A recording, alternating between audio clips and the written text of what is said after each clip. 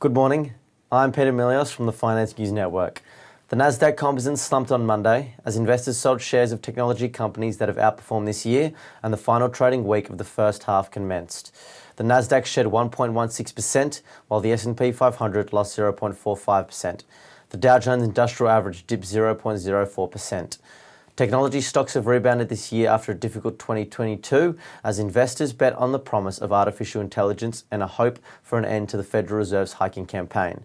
Rotation back into popular growth names has lifted their Nasdaq 27.4%, putting it on pace for its best first half since 1983.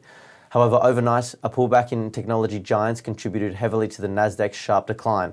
Nvidia, Alphabet and Meta platforms lost more than 3% each. Tesla sank 6% as Goldman Sachs downgraded the electric car maker, citing pricing headwinds. Other segments of the market are also on track for a banner first half, even after the market rally staled last week, and major averages snapped multi-week win streaks. The S&P 500 has gained 12.7%, while the Dow is up about 1.7%.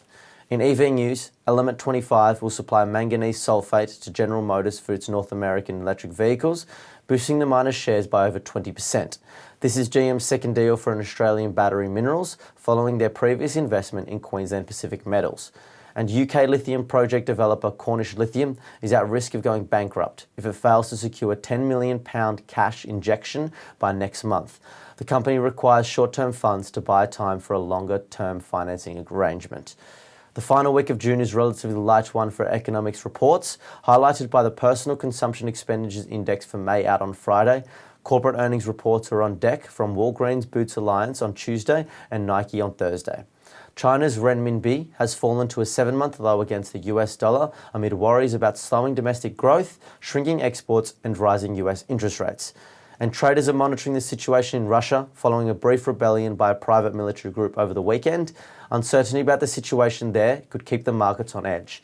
Overall, US sectors were mixed overnight. Real estate was the best performer by far, whilst consumer discretionary was the biggest laggard. The SPI futures are pointing to a 0.28% rise. Thank you for listening.